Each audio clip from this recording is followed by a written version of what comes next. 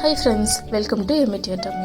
இன்னைக்கு நம்ம சேனல்ல வாழைப்பூ வச்சு ஒரு சூப்பரான வடை செய்ய போறோம். அதுவும் ரேஷன் கடையில கொடுக்கிற துவரம் பருப்பு யூஸ் பண்ணி. சோ இப்போ வாங்க வீடியோக்குள்ள போய் எப்படி செய்யலாம் அப்படிங்கறத பார்க்கலாம். வடை செய்யிறதுக்கு ஒரு மிக்ஸி ஜார் எடுத்துர்க்கேன்.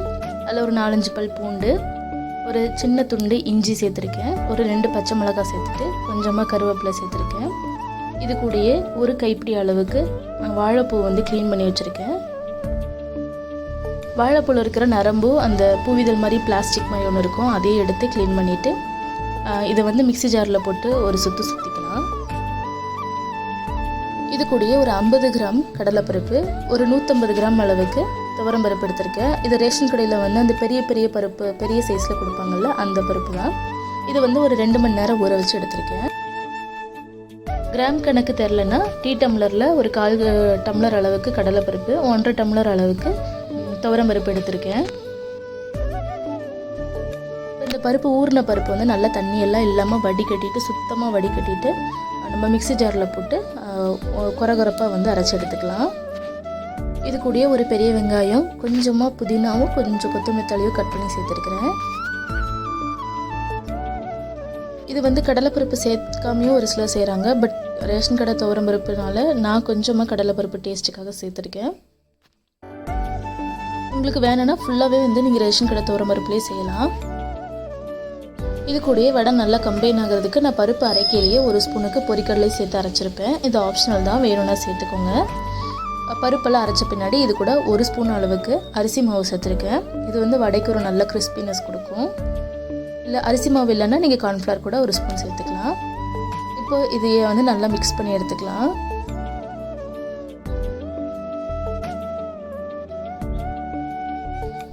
நான் பருப்பு ஊற போடும் போதே 1 ஸ்பூன் சோம்பு சேர்த்து ஊற போட்டுட்டேங்க. சோம்பு வந்து நீங்கள் ஊற போட்டாலும் சரி, இல்லைன்னா வந்து பருப்பு அரைக்கும் போது நீங்கள் 1 ஸ்பூன் சோம்பு போட்டுக்கிட்டாலும் சரி. அதே மாதிரி பச்சை மிளகாய்க்கு பதிலாக நீங்கள் வந்து வரமிளகா கூட சேர்த்துக்கலாம். பருப்பு ஊற போடும்போது வரமிளகாவும் சேர்த்து ஊற போட்டுட்டிங்கன்னா கொஞ்சம் நல்லாயிருக்கும், அது அரைப்பட்டு நல்லா அரைப்பட்டு வரும். உப்பு எனக்கு கொஞ்சம் பத்தலை, நான் கொஞ்சம் டேஸ்ட் பார்த்துட்டு கொஞ்சமாக சேர்த்துக்கிறேன். ஸோ இந்த வடை மாவு தண்ணியாக இருக்கக்கூடாது, தண்ணி இருந்தால் நிறைய எண்ணெய் குடிக்கும். ஸோ பருப்பு அதனால் நல்லா ட்ரைன் பண்ணிவிட்டு அரைச்சிக்கோங்க. ஸோ இப்போ எண்ணெய் காய வச்சுட்டு எந்த சைஸ்க்கு வேணுமோ அந்த சைஸ்க்கு வடையாக தட்டி போட்டுக்கலாம். நான் வந்து கொஞ்சம் சின்ன சின்ன சைஸ் வடையாக தான் போடுவேன், ஏன்னா எனக்கு அது கிறிஸ்பியாக இருந்தால் தான் ரொம்ப பிடிக்கும். ஸோ உங்களுக்கு என்ன சைஸ் வேணுமோ அந்த சைஸ்க்கு வடையாக தட்டி போட்டுக்கலாம்.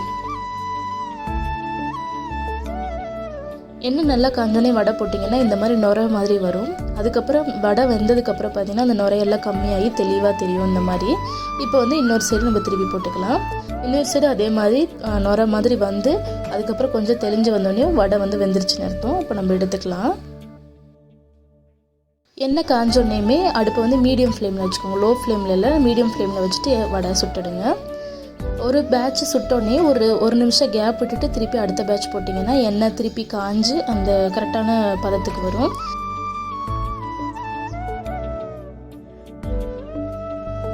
ஸோ நான் சொல்கிற மாதிரி சின்ன சின்ன விஷயங்களை நீங்கள் ஃபாலோ பண்ணி செஞ்சிங்கன்னா பர்ஃபெக்டான மசால் வடை செய்யலாம். சேம் ப்ரொசீஜர் தான் நார்மல் மசால் வடைக்கும்.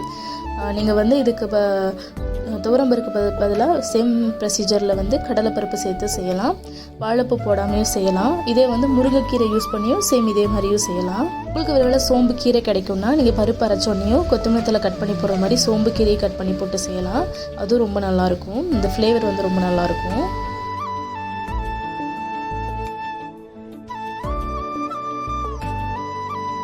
ஸோ நான் சொல்கிற மாதிரி ப்ரொசீஜரில் ஒரே ஒரு டைம் நீங்கள் வடை ட்ரை பண்ணி பாருங்கள், ரொம்ப பர்ஃபெக்டாக வரும். அதுவும் வாழைப்பூ வடை வந்து ரொம்ப ஹெல்த்திங்க. நம்ம வீட்டில் வாழைப்பூ சாப்பிடாதவங்களுக்கு இந்த மாதிரி செஞ்சு கொடுங்க, ரொம்ப ரொம்ப நல்லது.